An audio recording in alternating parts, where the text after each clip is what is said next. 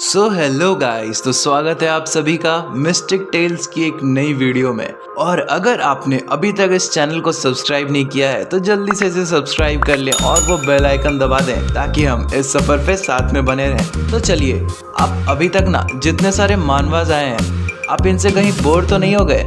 अगर बोर हो गए ना तो मैं आपके लिए एक सवाल लाया हूँ। क्या आपने द बॉयज वाली वेब सीरीज देखी है? आपने देखा है ना कैसे उसमें सुपर हीरोज को मारा जाता है जब वो गलत काम करने लगते हैं। तो यही कॉन्सेप्ट को मैं लेते हुए आपके पास आया हूँ एक नई मानवा के साथ। और मैं आपके लिए आज ऐसी मानवा लेके आया हूँ ना जो मैं कसम से कहता हूँ एकदम वर्थ वॉचिंग होगी। आपको बिल्कुल भी अपना टाइम वेस्ट नहीं लगेगा। मुझे आपके ना बहुत सारे कमेंट आए रिसेंटली और मैंने सबका चुन चुन कर रिप्लाई दिया। देखिए, एक्चुअली ना मेरा ये पहला वीडियो था जो कि एकदम से ब्लो कर गया भाई साहब। मेरे को बिलीव नहीं हो रहा था। मैं लिटरली अपना पेज रिफ्रेश किए जा रहा था बार बार। सच में विश्वास नहीं हो रहा था भाई। इतने सारे कमेंट्स आए, इतने सारे लाइक्स मिले, इतने सारे सब्स मिले। इन सब के लिए ना मैं आपका तहे दिल से शुक्रिया करता हूँ भाई। मज़ा आ गया, मैंने कभी ऐसा सोचा भी नहीं था। और मैं सबका नाम तो नहीं ले पा रहा, बट सब्सक्राइबर्स मेरे इतने सारे हैं ना, ऑब्वियसली एक लाइव स्ट्रीम तो बनता है। और हाँ, एक लाइव स्ट्रीम मैं करूँगा ही, तो थोड़ा इंतज़ार करते हैं। फिलहाल पहले मैं एक कैमरा तो ले आऊँ। मानवा शुरुआत करने से पहले मैं एक बड़ा शाउट आउट देना चाहूँगा हमारे भाई को, जिन्होंने सबसे पहले मुझे ये मानवा सजेस्ट की। और भाई मुझे देखकर बहुत अच्छा लगा कि आपने ये कमेंट किया। मुझे सजेशन भी पसंद आया क्योंकि मैंने रिसेंटली 2 या 3 दिन पहले ये मानवा पढ़ी थी और मुझे लग रहा था मुझे शायद इंतज़ार करना चाहिए। पर जब मैंने आपका कमेंट देखा ना, मुझे लगा चलो बना ही दिया जाए। ये जो मानवा है ना, ये बाकी सभी मानवा से एकदम अलग होने वाली है क्योंकि इसमें हमारे पास पिक्चर्स बहुत सारे होने वाले हैं। इसलिए मैंने सोचा है कि इस बार मैं कोई भी इफ़ेक्ट्स नहीं लगाऊंगा, क्योंकि अगर मैं इफ़ेक्ट्स लगाऊंगा तो भाई वो पिक्चर इतने स्पीड में चेंज होते रहेंगे कि आपको बहुत बोरिंग टाइप का लगेगा और शायद वो चक्कर आने टाइप का भी फील होगा। इसीलिए इस बार मैं इसे एकदम प्लेन रखने वाला हूँ। हाँ, बैकग्राउंड वाले में थोड़ा मूवमेंट वगैरह होगा, बट प्रेजेंट वाले में एकदम प्लेन रखेंगे इसे। मानवा को शुरू करने से पहले मैं आप सभी को वार्निंग दे देना चाहता हूँ। इस मानवा में ना खून खराबा बहुत ज्यादा है। अगर आप ये मानवा देखना चाहते हैं, ये वीडियो देखना चाहते हैं, तो खाते वक्त ना देखें, या फिर कोई पेरेंट्स वगैरह बैठे हैं तो प्लीज साथ में ना देखें। बस एंटरटेनमेंट पर्पस के लिए देखें और मजे करें। तो चलिए इस मानवा में जंप करते हैं और देखते हैं भाई क्या कहानी है इसकी, कैसे मजे आने वाले हैं और क्या होने वाला है। तो हाजिर है आप सभी के सामने एक नई मानवा, बोन्स। तो चलिए देखते हैं इसकी कहानी क्या होने वाली है। 3 साल पहले की बात है जब हमारी दुनिया में भी बहुत सारे गेट्स खुलने लगे और उन गेट से बहुत ज़्यादा मॉन्स्टर्स अंदर आने लगे थे। सभी तरह के मॉन्स्टर्स, ड्रैगन्स, गोलम्स, हेलहाउंड्स, स्केल्टन्स। हमारी पूरी दुनिया यही सब चीज़ों से भर गई थी। और उसके बाद हमारे जो इंसान थे ना, उनके भी अवेकनिंग होने शुरू हो गए।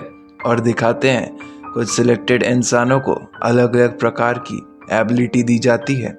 और बहुत सारे अवेकेंड लोग आने के बाद वही हंटर्स भी बन गए, जो कि इन सभी मॉन्स्टर्स को हंट किया करते थे और उन्हें ख़त्म कर दिया करते थे।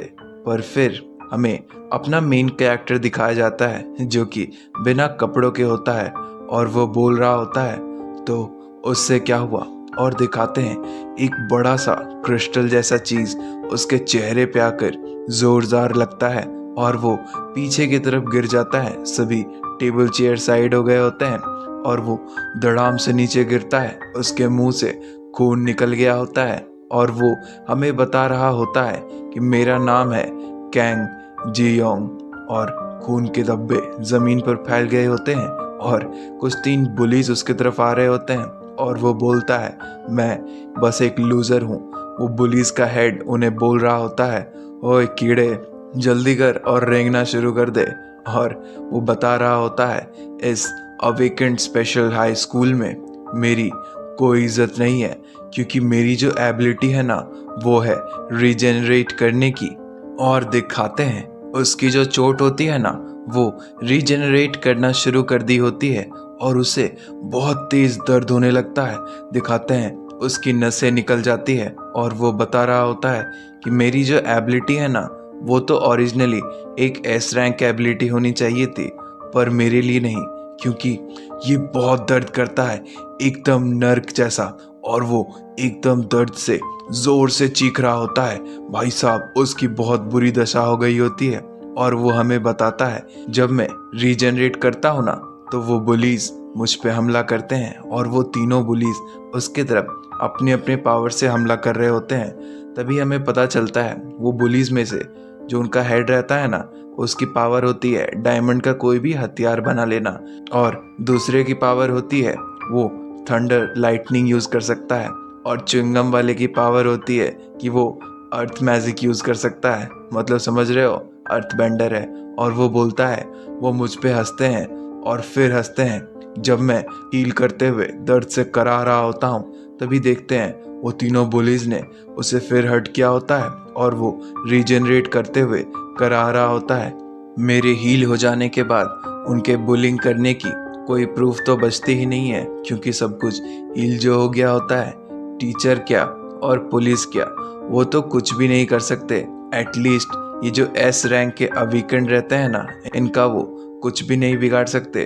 वो तो खुद गवर्नमेंट ही उन्हें स्पेशल ट्रीटमेंट देती है, तो ये लोग उनका क्या ही कर लेंगे। और वो कारण जिसके वजह से मैं ये सब चुपचाप सह लेता हूँ इतना सब कुछ होने के बावजूद, वो है मेरी माँ। और दिखाते हैं एक छोटा सा घर रहता है जिसे शॉप में कन्वर्ट कर दिया होता है, और वहीं हमारे मेन कैरेक्टर की मम्मी रहती है जो कि वहाँ पे शायद खाना बना के परोसने का काम करती है, या फिर उन्हीं का दुकान होगा शायद से। और वो बोल रही होती है, बेटा तुम यहाँ हो, आ जाओ खाना खा लो। और हमारा मेन कैरेक्टर चुपचाप वहाँ खाना खा रहा होता है टेबल पर बैठ के, और वो बोल रहा होता है मेरे पापा बहुत पहले मर गए जब मैं 5 साल का था।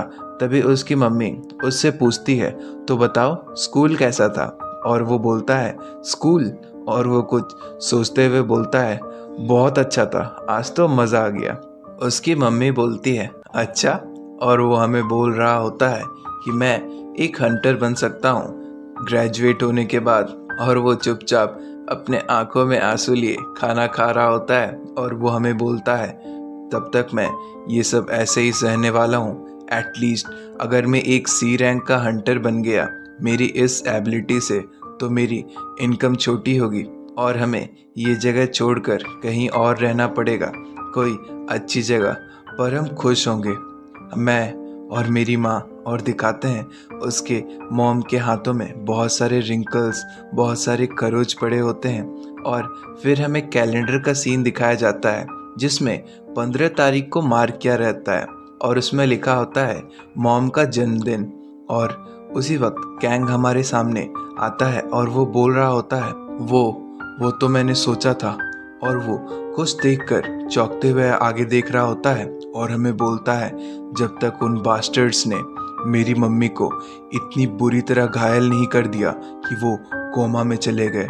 और दिखाते हैं उसकी मम्मी की बहुत बुरी हालत हो गई होती है, वो एक हॉस्पिटल बेड पर पड़ी होती है एक कोमा स्टेट में, कोई मूवमेंट नहीं। ये हमारे कैंग के लिए सबसे सैडेस्ट दिन रहता है। और फिर उसे पीछे एक आदमी खड़े होकर रिपोर्ट दे रहा होता है, शायद वो पुलिस वाला रहता है। और कैंग हमें बताता है उन्होंने बोला कि ये एक एक्सीडेंट था, और ऐसा तो बहुत बड़ा इत्तेफाक था कि वो मेरे ही मॉम के रेस्टोरेंट में आए थे। और दिखाते हैं उस दिन का सीन जब वो बुलीज उसके मॉम के रेस्टोरेंट में आए थे। वो जो बुलीज का हेड रहता है वो बोल रहा होता है वो तुम तो बहुत हॉट हो, हे। एक्चुअली में वो हमारी कैंग की मम्मी का मजाक उड़ा रहता है, वो बहुत गंदी हरकत कर रहा होता है और उसकी मम्मी चुपचाप उसे खाना परोस रही होती है। तभी वो लड़का उसकी मम्मी का हाथ पकड़ लेता है और बोलता है तो तुम मेरे बारे में क्या सोचती हो, मैं एक अवेकेंड हूँ, मैं डायमंड्स बना सकता हूँ। और वो दूसरे हाथों से डायमंड बना करके भी दिखाता है।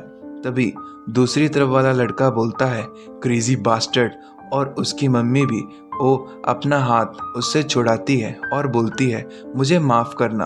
अपना हाथ छुड़ाने के चक्कर में उस लड़के का मोबाइल वो गलती से टेबल के नीचे गिरा देती है। टेबल से नीचे गिरकर उस बुली का फ़ोन क्रैक हो गया होता है, जिसे उसकी मम्मी उठाकर बोल रही होती है तो इसे रिपेयर कराने के लिए मुझे कितने पैसे देने पड़ेंगे।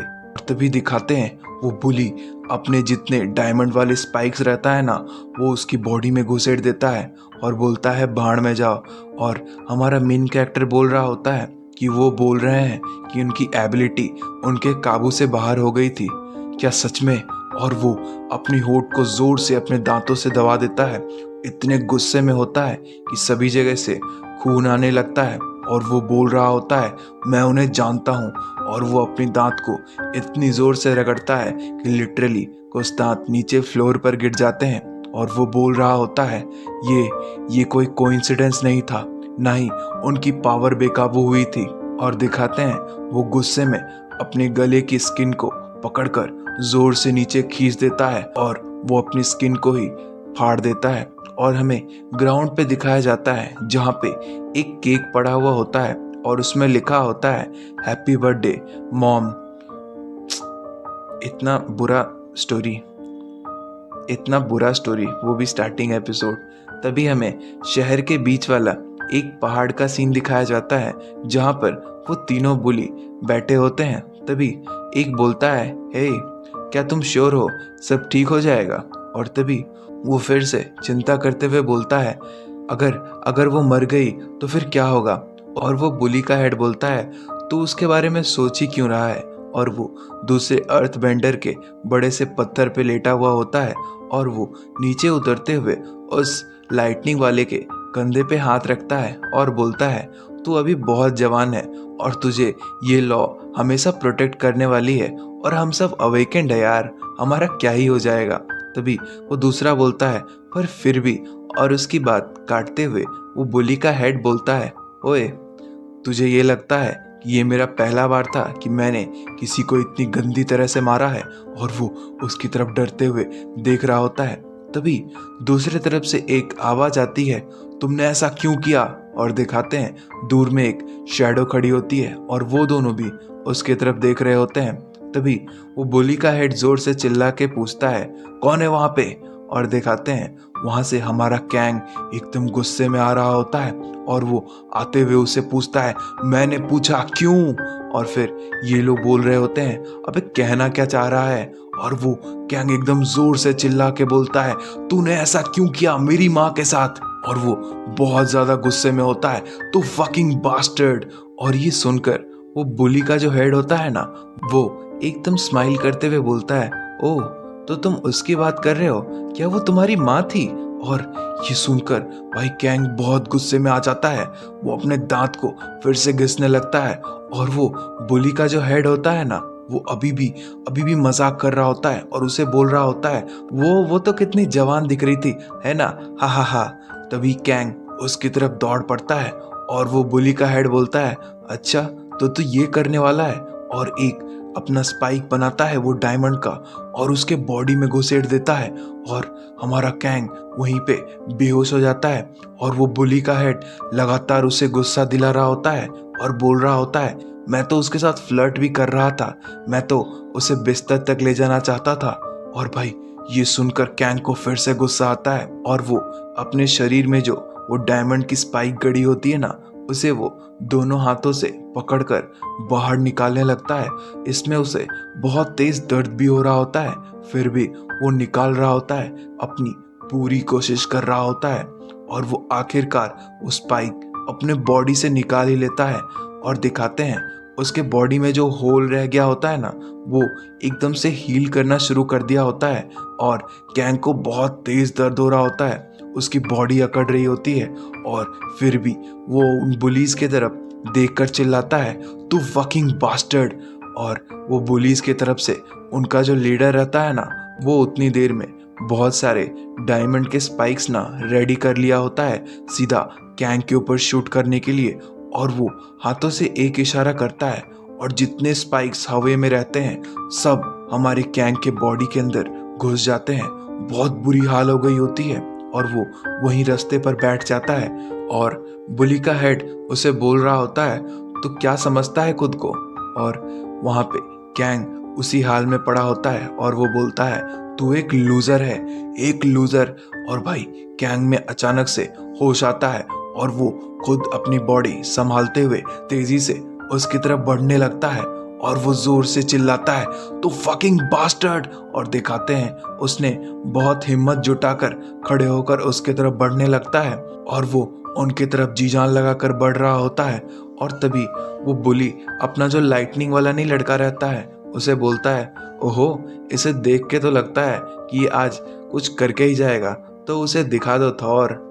और वो लाइटनिंग वाले लड़के का नाम उसे वो थॉर कह के बुलाता है, तो हम भी इसे थॉर कह के ही बुलाएंगे। पहले तो थॉर चुपचाप रहता है, फिर जब वो उस लड़के की तरफ देखता है ना तो बहुत गुस्सा हो जाता है और अपने बॉडी से लाइटनिंग रिलीज करने लगता है और वो अचानक से उसके ऊपर बहुत बड़ा सा लाइटनिंग स्ट्राइक कर देता है और देखते हैं वो अपने घुटनों पे आ गया होता है और जमीन पे गिर जाता है। बहुत बड़ी लाइटनिंग पड़ी होती है, उसका पूरा बॉडी काला हो गया होता है और वो बुली का हेड बोलता है, "तो चलो चले यहाँ से।" और साइड से कैंग ये सब फील कर रहा होता है। तभी वो अपना हाथ बढ़ाकर उस बुली के हेड का पैर पकड़ लेता है और कैंग उसे बोलता है, "तो तू जाने की सोच रहा है, कहाँ जाएगा?" बुली का हेड उसे गुस्से से नीचे उसकी तरफ देख रहा होता है और बोलता है, "हे भगवान, तू अब भी!" और दिखाते हैं वो अपने हाथों को एक डायमंड के आर्मर से कवर कर लिया होता है और वो एक जोरदार पंच कैंग के सर पे मार देता है और इससे कैंग को बहुत दर्द होता है और वो बुली बोल रहा होता है, "तू फकिंग पीस ऑफ शिट, तुझे तो अपनी माँ को बचाना चाहिए था ना, तो फिर तू ऐसा क्यों कर रहा है? और तेरी ये मजाल कि तू मुझ पे गुस्सा हो।" और वो बुली जो रहता है ना वो हमारे कैंग पे डायमंड वाले ग्लव्स बना के उस पे पंचेस दे रहा होता है। हमारी कैंग की एकदम अधमरी वाली हालत हो गई होती है और दिखाते हैं सबसे आखिरी वाला जो पंच रहता है ना वो उसके डायरेक्ट मुंह में मारा होता है और उसके सभी दांत झड़ गए होते हैं। और फिर इतने पे दिखाते हैं कैंग को ना फिर से होश आ गया होता है और वो तेजी से उसके हाथ को दाबने की कोशिश करता है और वो बुली गुस्से से उसकी तरफ देखता है और वो बोलता है, "हे सैंडमैन!" और वो साइड में जो अर्थ बेंडर रहता है ना उसे वो सैंडमैन कह के बुलाता है, तो अब हम भी उसे वही कह के बुलाएंगे।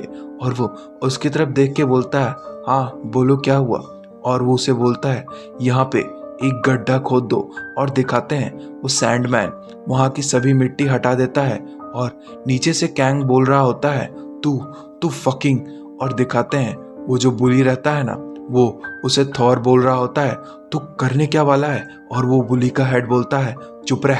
और दिखाते हैं वो अपने हाथों से कैंग की तरफ कुछ इशारा कर रहा होता है और जमीन से बहुत सारे डायमंड के स्पाइक्स बाहर निकलने लगते हैं और कैंग बोल रहा होता है, "अबे तेरी तो!"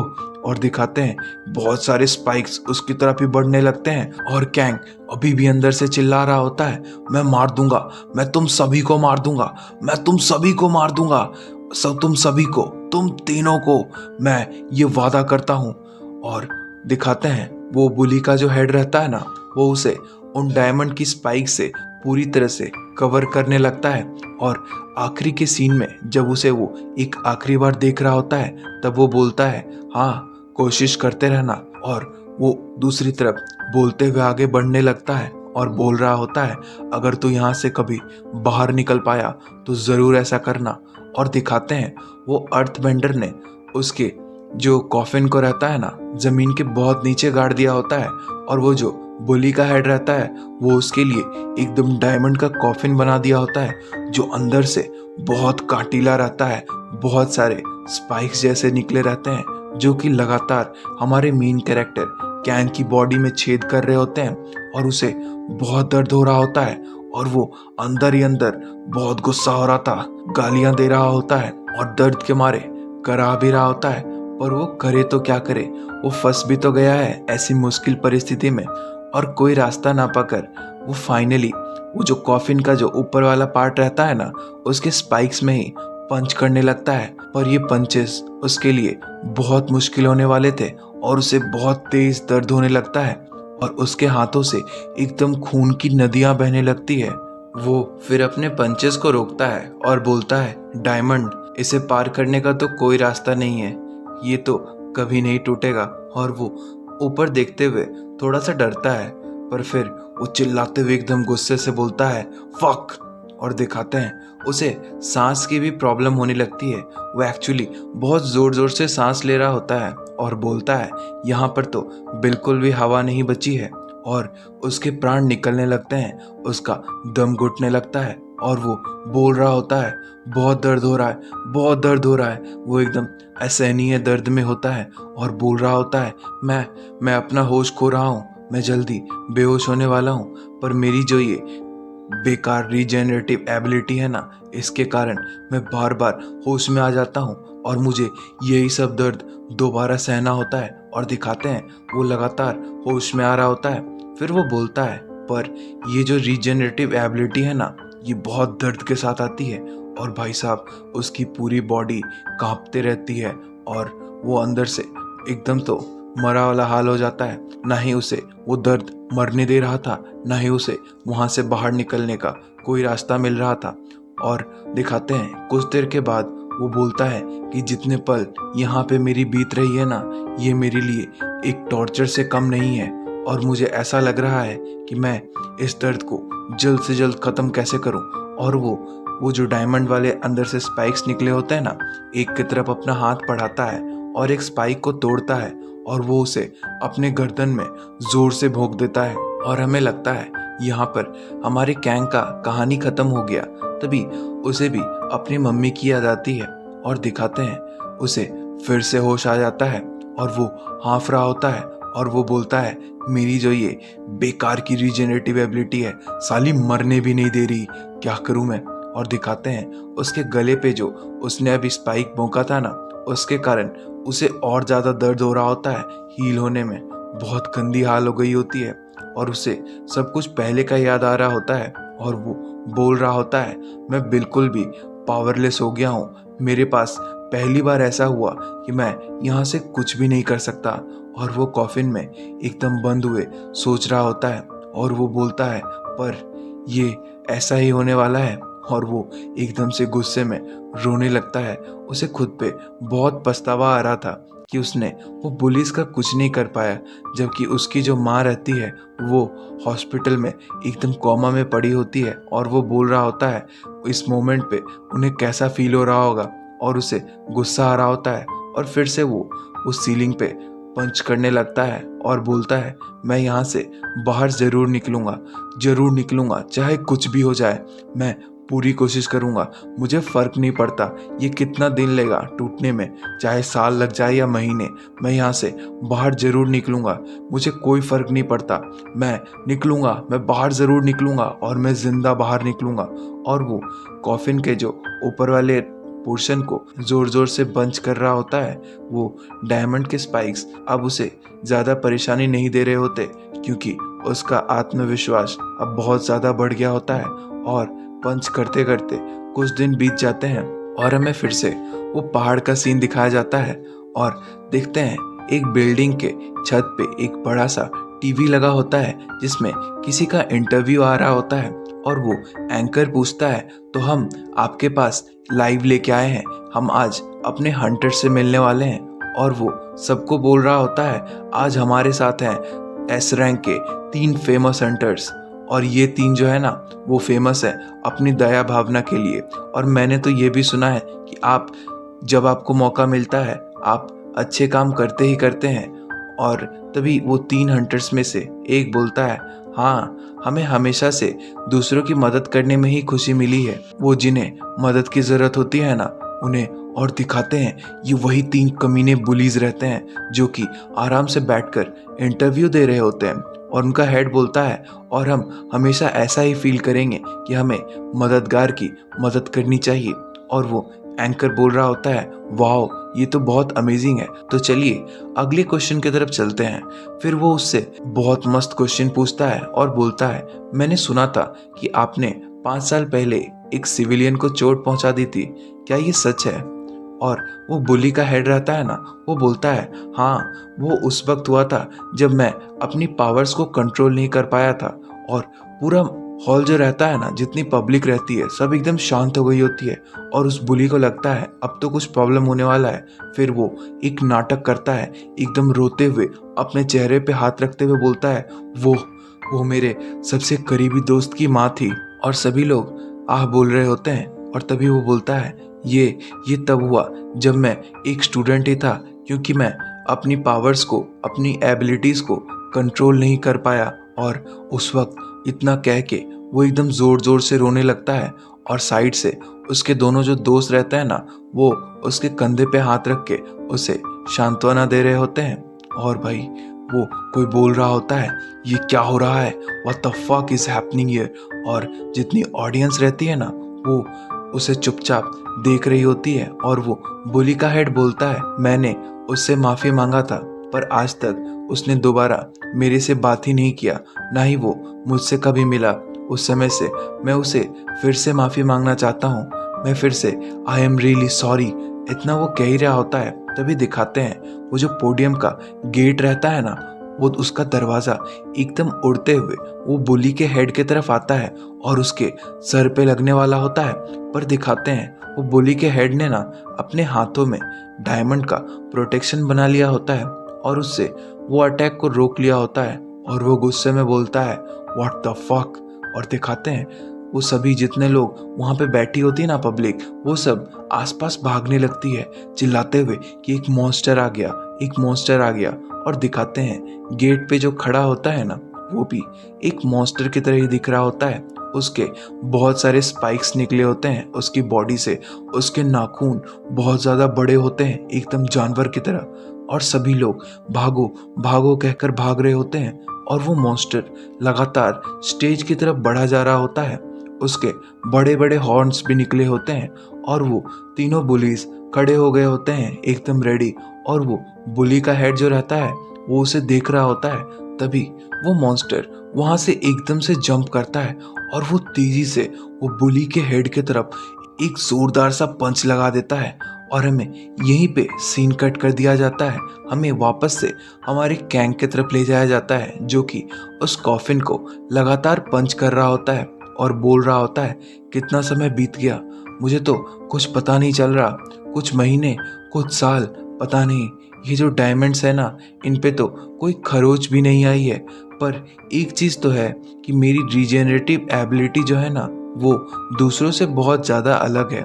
और अगर इंजरीज लगातार होते जाती हैं तो एक एक्सेसिव रीजनरेशन काम कर जाता है। और मैं जितना रीजनरेट करते गया हूँ, मैं उतना ताकतवर आदमी बन चुका हूँ, पहले से तो बहुत ज़्यादा।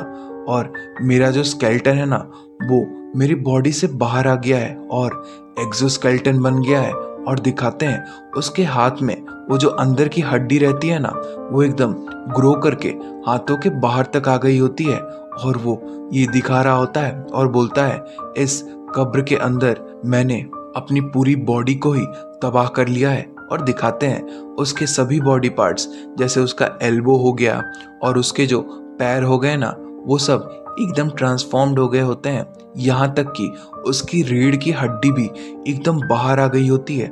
और वो बोल रहा होता है कि मैंने अपनी पूरी बॉडी को चोट पहुंचाया, पूरी बॉडी को तबाह किया और फिर से रीजनरेट कर लिया। और वो जो दर्द होता है, जितना खून फैलता है, जितने मांस के टुकड़े बिखरते हैं या फिर हड्डियां टूटती है, वो दर्द मैंने उन सभी को सहा। और ये सब करने के बाद जब मैं फाइनली रीजनरेट कर रहा था, तो वो जो दर्द था वो मौत से भी बदतर था।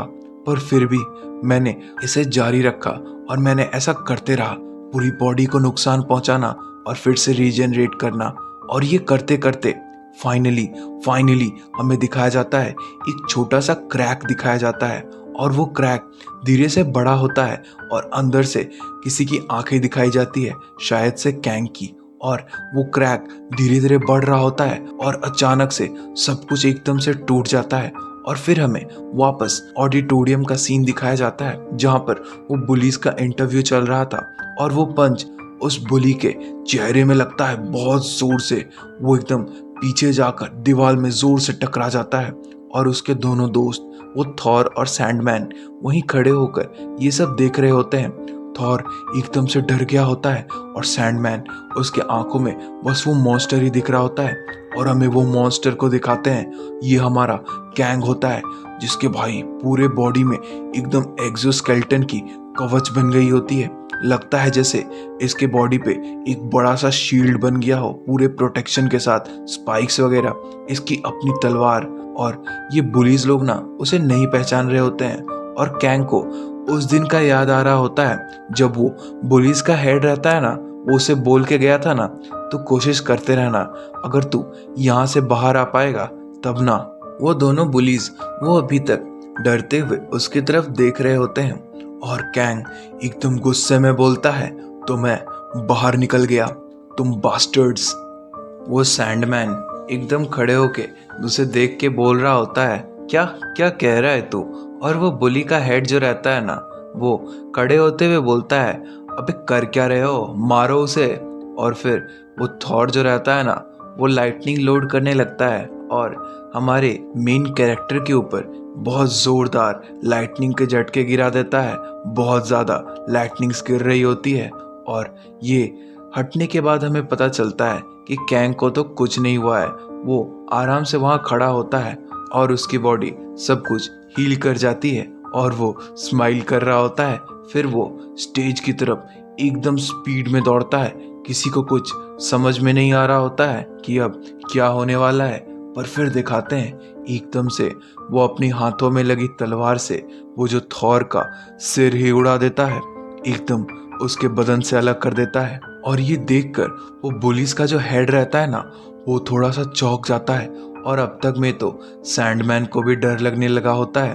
वो थॉर की बॉडी नीचे गिरती है और कैंग आगे बढ़ते हुए वो बुली के हेड की तरफ जा रहा होता है और उसके पास पहुंच जाता है। तभी पीछे से सैंडमैन जो रहता है ना, वो अपनी अर्थ बेंडिंग वाली ताकत यूज करता है और बहुत सारे पत्थर उसके तरफ जुटाने लगता है। कैंग उसकी तरफ घूमकर एकदम गुस्से से उसे देखता है, पर इतने देर में वो अर्थ बेंडर हमारा सैंडमैन उसे एक कोकून में बंद कर दिया होता है जो कि पूरी तरह से पत्थरों से बना होता है और उन्हें लगता है कि बस उसका काम तो तमाम हो गया।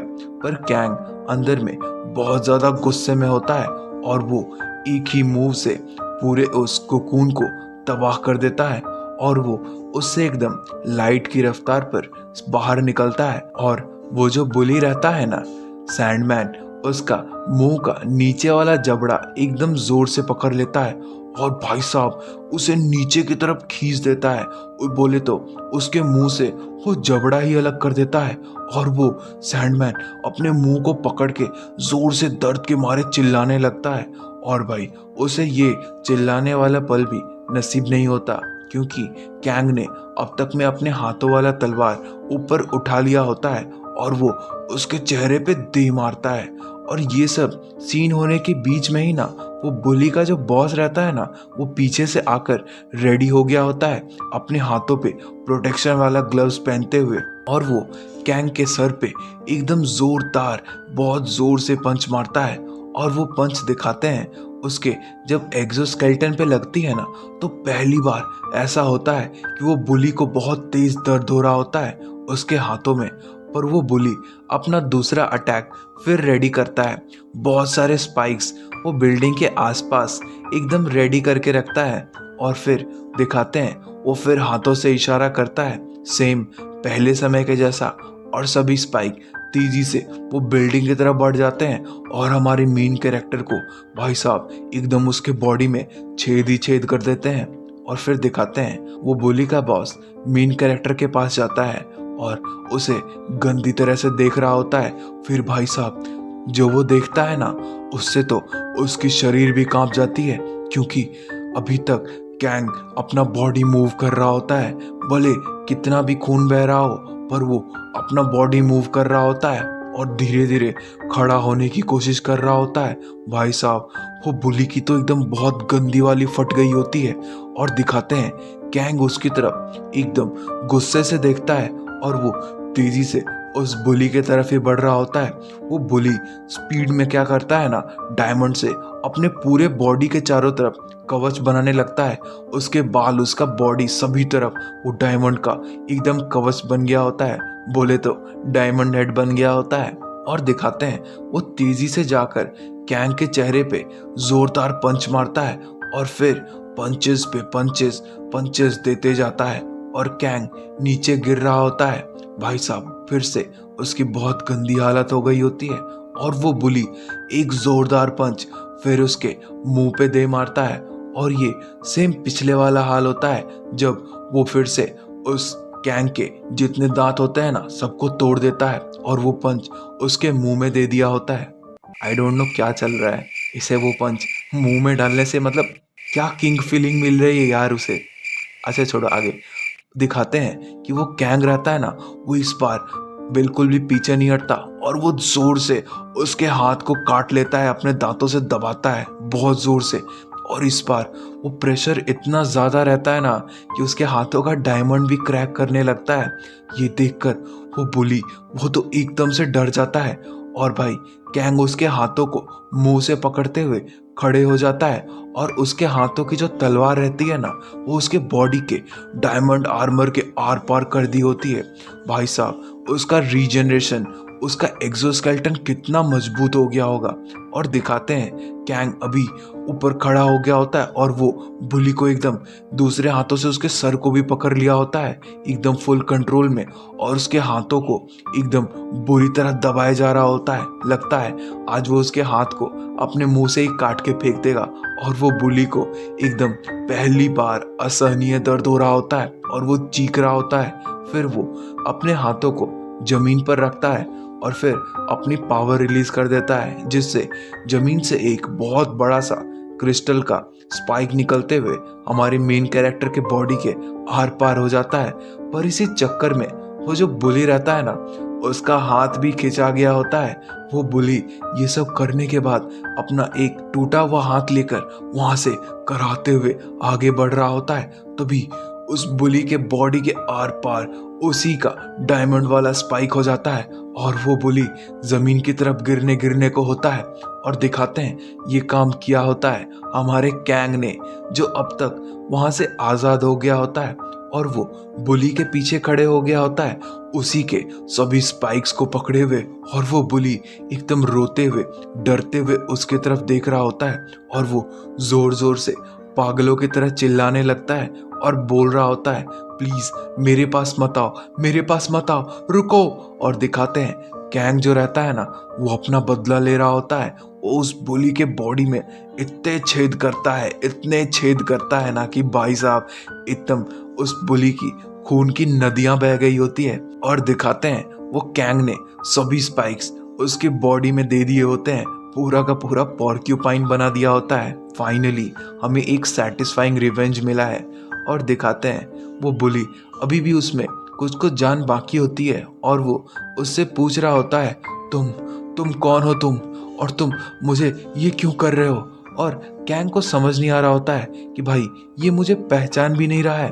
तभी उसके जो चेहरे पे लेफ्ट साइड में जो एक्सोस्केलेटन रहता है ना उसे वो अपनी दूसरी हाथों से पकड़ता है और उसे खींच के एकदम अपने चेहरे से अलग कर देता है। और देखकर तो बुली एकदम डर जाता है और बोलता है तुम। और भाई साहब उसे भी वो पहले का टाइम याद आने लगता है जब वो उसे बुली किया करता था और वो स्कूल का समय। भाई साहब और यही चीज को याद करते हुए अपना कैंग उसे बोलता है कीड़े याद है ना। और फिर से वो अपना स्पाइक वाला पंच ऊपर उठाता है और जोर से वो बुली में दे मारता है। और अब बारी होती है हमारे कैंग की, जो उस बुली को ना एकदम पंच पे पंच देते जा रहा होता है। अपनी अभी तक की जितनी भड़ास होती है ना वो एकदम सब निकाले जा रहा होता है। उसका गर्दन पकड़कर जोरदार पंच मारता है और फाइनली वो भी उस बुली को वही हालत में ला देता है। वो भी उसके मुंह में अपना एक्सोस्केलेटन वाला हाथ डाल दिया होता है। पता नहीं फिर से वही किंकी फीलिंग। और अब तक में तो वो बुली ने भी अपना दम तोड़ दिया होता है और उसे नीचे गिराने के बाद हमारा कैंग खड़ा हो जाता है और वो खुद को देख रहा होता है और उसने जो फिलहाल रिवेंज लिया है ना उसे एकदम सेटिस्फैक्शन मिल रही होती है। वो वापस दूसरी तरफ घूम के देखता है कि उसके जो बुली वाले दोस्त रहता है ना वो दोनों का उसने काम तमाम पहले ही कर दिया होता है और अब उसने वो बुली के हेड का पूरे जगह पे खाली डायमंड वाली स्पाइक्स भरे पड़े होते हैं और कैंग उन सभी के बीच खड़ा होता है।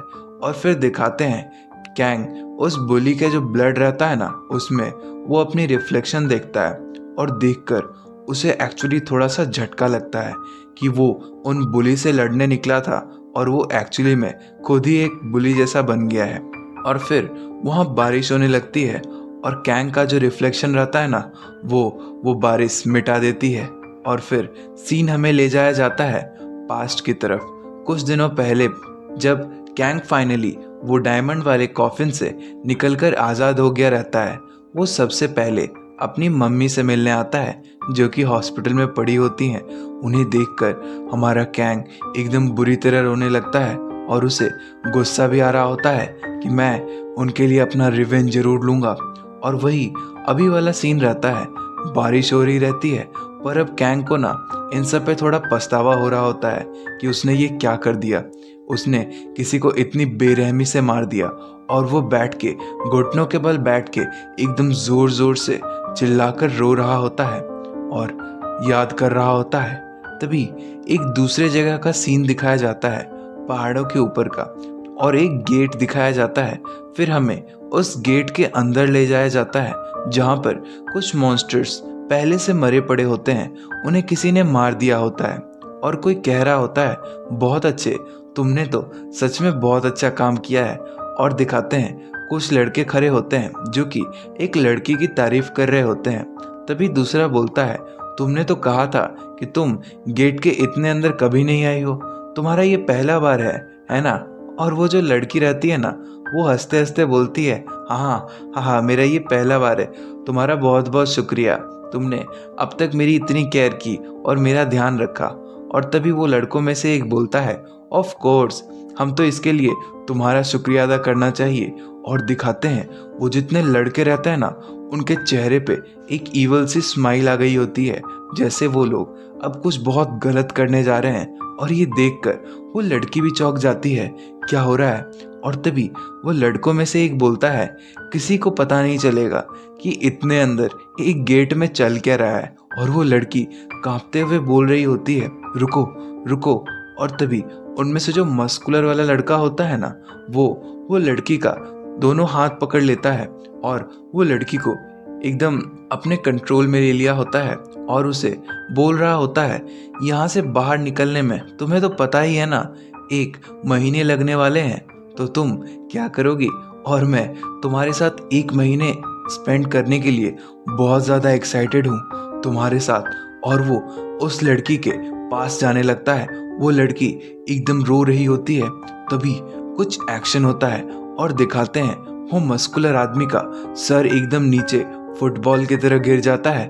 और ये देखकर बाकी सब लोग चौंक जाते हैं। एक बोल रहा होता है ये कौन है और दूसरा बोल रहा होता है व्हाट द फक। 1 सेकंड, जोरो, ये तो जोरो है ना, ये क्या अली बाबा वाला जोरो है।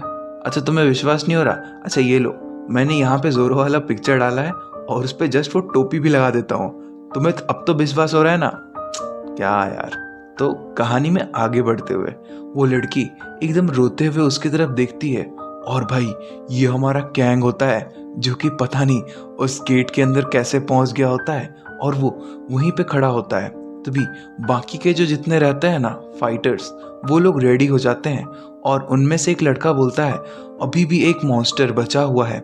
और तभी जोरो बोलता है तो इसे मार देते हैं और दिखाते हैं तीनों अपना हमला उस मॉन्स्टर पे यानी कि हमारे कैंग पे करते हैं और उसे कुछ भी नहीं होता। अरे भाई होगा कैसे, एक्सोस्केलेटन तो डायमंड भी तोड़ चुका है। और दिखाते हैं अपना जोरो, उसे बहुत ज़्यादा गुस्सा आ रहा होता है। वो तलवार उठाते हुए एकदम ज़ोर से उसके चेस्ट पे एक अटैक करता है और होता ये है कि उसका तलवार ही टूट जाता है, उसके एक्सोस्केलेटन को कुछ नहीं होता। और भाई जोरो को पता चल चुका होता है अब मेरी आखिरी समय आ गई है। उसी वक्त कैंग अपना एक मूव करता है और हमें दिखाया जाता है कि जोरो का भी नीचे सर गिर गया है। अब 4 लोग में से सिर्फ 2 ही बचे होते हैं। वो दोनों खड़े होते हैं और मास्क वाला बोल रहा होता है नो वे, ऐसा तो हो ही नहीं सकता। और तभी दूसरा बोलता है इस तरह के भी मॉन्स्टर्स यहाँ पे पाए जाते हैं इस गेट के अंदर। तभी दिखाते हैं कैंग फिर से अपने अटैक की तैयारी करता है और वो तेजी से अपना हाथ घुमाता है और उसमें जो तलवार जैसी चीज़ लगी होती है ना उससे वो दोनों प्लेयर्स का भी नामो निशान मिट जाता है। दोनों की कहानी खत्म। अब हमारा कैंग वो लड़की की तरफ बढ़ता है, आगे बढ़े जा रहा होता है उन सभी लाशों के ढेर के बीच से। और वो लड़की ये देखकर एकदम जोर जोर से कांप रही होती है। वो एकदम दीवार के सहारे अपनी आंखें बंद करके बैठी हुई होती है। तभी अचानक से कैंग उसके बहुत करीब तक पहुंच गया होता है और गहरी सांसें ले रहा होता है। उसके तरफ एकदम गुस्से से भी देख रहा होता है। और वो लड़की पहले उसे देखकर रो रही होती है, फिर वो अचानक से थोड़ा और सिसकने भी लगती है और वो उसके तरफ देखते हुए बोलती है, तुम्हारा बहुत बहुत शुक्रिया, तुम्हारा बहुत बहुत शुक्रिया मुझे बचाने के लिए। इतना वो कह भी नहीं पाती क्योंकि उसी के बीच में ना हमारे कैंग ने उस लड़की का सर उसके धड़ से अलग कर दिया होता है। भाई साहब क्या ही चल रहा है। और कैंग अभी भी एकदम गुस्से में होता है अपना तलवार रेडी करके। और तभी हमें फिर से पास्ट के सीन में ले जाया जाता है जब कैंग ने वो पुलिस के ग्रुप के मेन लीडर को खत्म किया था और वहां बैठकर आसमान की तरफ देखकर रो रहा था। तभी पीछे से एक आवाज आती है और कोई कह रहा होता है, अरे वाह अमेजिंग। और तभी हमें दिखाया जाता है वो ऑडिटोरियम के गेट पे एक और शैडो जैसा खड़ा होता है और वो बोल रहा होता है, तो तुम्हें कैसा फील हो रहा है अब जबकि तुमने अपना रिवेंज भी ले लिया है। और तभी कैंग उसे पूछता है, कौन हो तुम?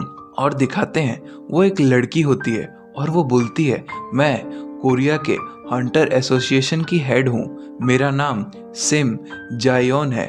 और भाई कैंग उसकी तरफ देखता है और बोलता है, तुम मुझे कैसे जानती हो? और वो लड़की बोलती है, मैं हमेशा तुम्हें देखते आई हूँ, जब तुम्हारे साथ वो 5 साल पहले वो इंसिडेंट हुआ था ना, उसी समय से।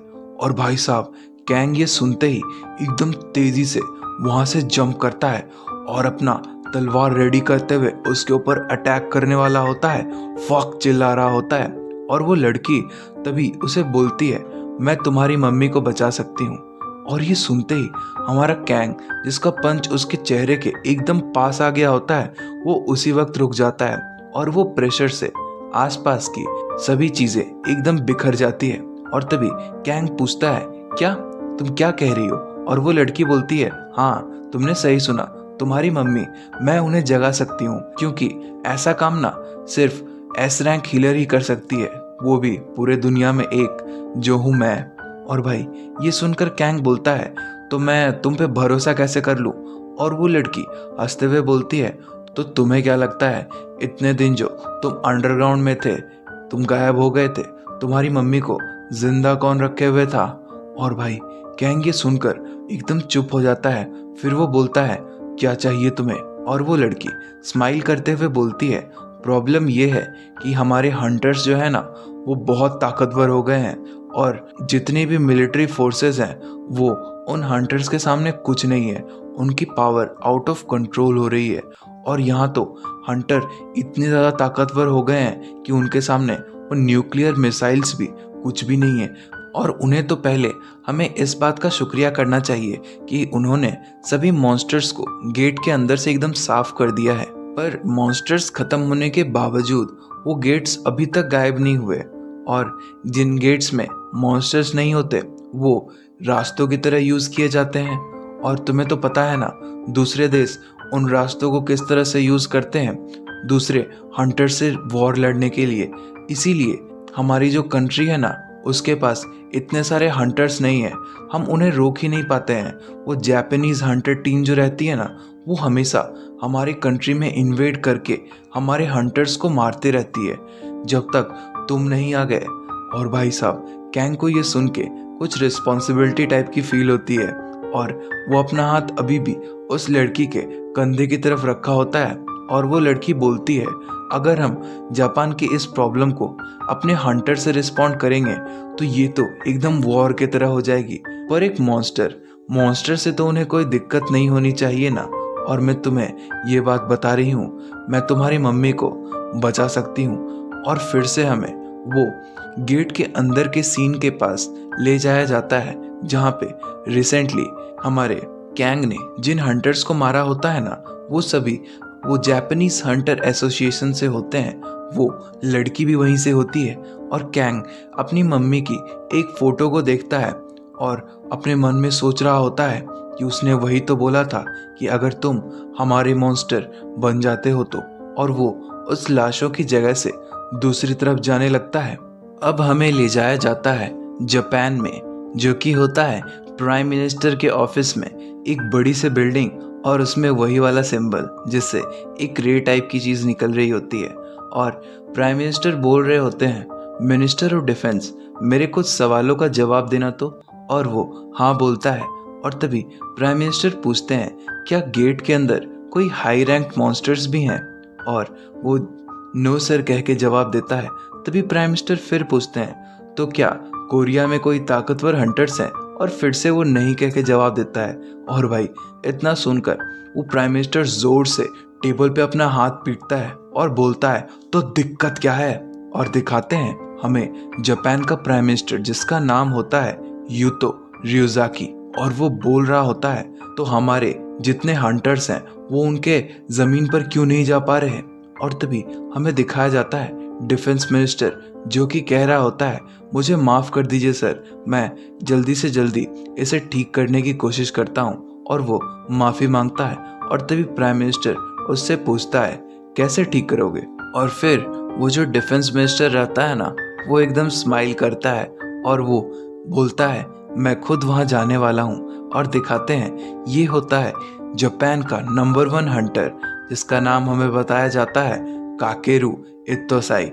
और भाई साहब इसे हम काकेरू नाम से ही जानने वाले हैं। और वो प्राइम मिनिस्टर के ऑफिस से दूसरी तरफ जा रहा होता है। तभी उसके साथ जो असिस्टेंट होती है ना, उसे वो ऑर्डर देता है कि तुम मेरी तलवार जल्दी से तैयार करो।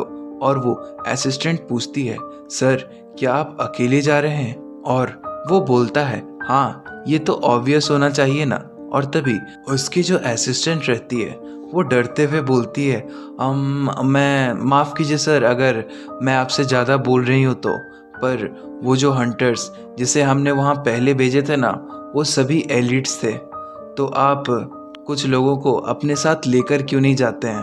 और भाई साहब वो डिफेंस मिनिस्टर गुस्से में बोलता है, क्या तुम्हें ऐसा लगता है मुझे उन जैसी कुछ चीज़ की ज़रूरत भी पड़ने वाली है? और असिस्टेंट डरते हुए बोलती है, आई एम सॉरी। और फिर हमें वो गेट का सीन दिखाया जाता है, वो माउंटेन के ऊपर वाला गेट। और फिर उसके अंदर डिफेंस मिनिस्टर आगे बढ़े जा रहा होता है और वो बोलता है, वो यूजलेस बास्टर्ड्स, पता नहीं क्या हो गया, वो ऐसे तो नहीं मरने चाहिए थे। और उसके ऊपर भी कुछ मॉन्स्टर हमला कर रहे होते हैं, जिन्हें भाई वो बिना रुके एकदम निपटाते हुए आगे बढ़ते जा रहा होता है। और वो बोल रहा होता है, ऐसी चीज से वो मर गए। और वो आगे कुछ नोटिस करता है और वो बोलता है, वो क्या है? और दिखाते हैं आगे गुफा के अंदर बैठा होता है हमारा कैंग, जो कि कितने सारे हंटर्स को मार के उनकी डेड बॉडी के ढेर के ऊपर बैठा होता है। और भाई साहब उसे देख रहा होता है डिफेंस मिनिस्टर एकदम गुस्से से। और फिर वो डिफेंस मिनिस्टर क्या करता है ना, अपने स्वॉर्ड से डायरेक्ट उस पे एक अटैक करने की कोशिश करता है हमारे कैंग पे। और कैंग क्या करता है ना, अपने जो एक्सोस्केलेटन से उसके अटैक को रोक लेता है। और वो डिफेंस मिनिस्टर ये देखकर चौंक जाता है, भाई साहब इतना ताकतवर। और दिखाते हैं कुछ देर बाद का सीन, और कैंग उस ढेर पे से नीचे उतर गया होता है। और वो डिफेंस मिनिस्टर गुस्से से बोल रहा होता है, तुम्हारी ये मजाल, तुमने मेरी स्वॉर्ड को ब्लॉक किया। और दिखाते हैं कैंग के हमले से वो डिफेंस मिनिस्टर एकदम आराम से बच जाता है और वो उसमें एक पंच मार देता है और बोल रहा होता है, कितना फनी है ना। उसके बाद वो अपने कटाना से एक स्पेशल अटैक यूज करता है, जिसका नाम वो बोलता है कागे रियू फर्स्ट मून। और दिखाते हैं उसने अपने स्वॉर्ड से एक स्लाइस मारी होती है, जिसका पावर इतना ज़्यादा होता है कि हमारा कैंग एकदम पीछे की तरफ फेंका गया होता है और उसके मुंह से खून निकल जाता है। और फिर वो डिफेंस मिनिस्टर एक दूसरा अटैक करता है और वो बोलता है सेकंड मून। और दिखाते हैं इस बार उसने 2 स्लाइसेस एक साथ चलाए होते हैं और कैंग की अब तक में तो हालत खराब हो जाती है। वो पीछे एक दीवार पे जाके टकराता है और उसके बॉडी से बहुत ज्यादा ब्लड निकल रहा होता है। और तभी डिफेंस मिनिस्टर उसके तरफ दौड़ते हुए बोलता है, तुम्हारा जो एक्सोस्केलेटन है ना, मानना पड़ेगा ये बहुत ज्यादा ठोस लग रहा है। और वो उसके तरफ जाते हुए अपना तीसरा हमला करता है और बोलता है, थर्ड मून। और दिखाते हैं उसके तलवार से वो एक डायगोनल सी कट करता है। पर इस बार जो हमारा कैंग रहता है ना, वो उसके अटैक से बचते हुए अपने हाथ में जो स्वॉर्ड लगा होता है उससे वो डिफेंस मिनिस्टर की तरफ चला दिया होता है। वो अटैक डिफेंस मिनिस्टर को लगभग लगने ही वाला होता है, बस कुछ ही दूरी पे, पर वो उससे बच जाता है क्योंकि उसने वो तलवार से ना उसका हाथ ही काट दिया होता है, हमारे कैंग का हाथ। और वो उससे क्रॉस करते हुए बोलता है, पर मेरा स्वॉर्ड ये तो एक डायमंड के थ्रू भी आराम से काट सकता है। और उससे वो एक और स्लाइस करता है और इस बार हमारे कैंग का बॉडी से सर अलग हो गया होता है और दूर गिर जाता है। तभी वो डिफेंस मिनिस्टर अपने स्वॉर्ड को अंदर रखते हुए बोल रहा होता है, वो कुछ इस जैसी चीज से हार गए, क्या मजाक है ये, कितनी बेकार चीज है। और हमारा कैंग, हमें लगता है कि इसकी कहानी यहीं पर खत्म हो गई, पर वो जब बेहोश रहता है वो याद कर रहा होता है अपने पुराने पल और वो अपने पापा को याद कर रहा होता है और बोल रहा होता है वो हमेशा बिजी रहा करते थे अपने काम की वजह से। और तभी हमें अपना छोटा कैंग दिखाया जाता है जो कि अपने मम्मी के साथ खड़े होता है और बोल रहा होता है, पर वो हमेशा एकदम अच्छे से पेश आते थे, एकदम मेरे दोस्त की तरह। और उसके पापा उसके लिए कुछ गिफ्ट लाए होते हैं और कैंग उनकी तरफ दौड़ जाता है और बोल रहा होता है, मुझे उनकी यही बात तो सबसे ज़्यादा पसंद थी। पर होता है कुछ बहुत बड़ा एक्सीडेंट, पीछे से एक बस आ रहा होता है और दोनों वो बस के सामने आ जाते हैं। खाली बस, भूतिया बस, एआई बस, जो मन में बोलना वो बोल सकते हो। और फिर उसका पापा दिखा रहे होते हैं, कैंग बोल रहा होता है, पर वो, और फिर कैंग के ऊपर कुछ खून के छींटे लगे हुए होते हैं। और हमें कुछ देर बाद का सीन दिखाते हैं कि उसके पापा ने कैंग को बचाने के लिए अपनी जान दे दी होती है और कैंग वहीं बैठा होता है और बोल रहा होता है वो मेरी वजह से मारे गए। और फिर वो बोलता है कि उनके डेथ के बाद उनका जो बिजनेस है ना, वो बहुत बड़े घाटे में चला गया और हमारी हालत खराब हो गई। मेरी मॉम की जो सॉफ्ट हाथ थे ना, वो एकदम रफ हो गए। और कैंग अपनी मम्मी के पास आके पूछता है, माँ क्या आप ठीक हो? और उसकी मम्मी स्माइल करते हुए हाँ बोलती है और बोलती है, मम्मी एकदम ठीक है। पर कैंग बोलता है, बट हर रात को मैं बिल्कुल भी सो नहीं पाता था, मेरी माँ रोती थी मेरी वजह से, और मेरे जैसे किसी को तो जिंदा ही नहीं रहना चाहिए। और उसके बचपन के कुछ पिक्स दिखाए जा रहे होते हैं जिसमें वो रात को भी रोया करता था। और फाइनली गुस्से में वो एक दिन अपना पेन कटर लेकर अपने हाथ को काटने जा रहा होता है। तभी उसकी माँ उसे दरवाजे से खाने के लिए बुलाने आई होती है और ये देखकर वो एकदम अपना प्लेट छोड़ देती है, एकदम चौंक जाती है और बोल रही होती है, बेटा ये तुम क्या कर रहे हो? और कैंग दूसरी तरफ एकदम रोते हुए अपना काम खत्म करने को जा रहा होता है। तभी दिखाते हैं वो अपना हाथ काट लिया होता है और एकदम दूसरी तरफ से बोल रहा होता है, मुझे लगता है मैं ना अवीकंड हो गया हूँ। और दिखाते हैं उसके हाथ पे जो चोट रहती है ना, वो हील करना शुरू कर दी होती है। और तभी हमें दूसरी तरफ टीवी में इंटरव्यू दिखा रहा होता है और कैंग याद कर रहा होता है अपनी मम्मी को। और ये इंटरव्यू भी वो बुली के बारे में होता है। और उसके बाद छोटा कैंग अपनी मम्मी के गले लग जाता है और बोल रहा होता है, मैं एक हंटर बनना चाहता हूँ, मैं एक हंटर बनना चाहता हूँ और आपको खुश रखना चाहता हूँ। पर किस्मत को कुछ और ही मंजूर होता है क्योंकि अब उसकी मम्मी कोमा में पड़ी होती है और किसी को नहीं पता कब तक।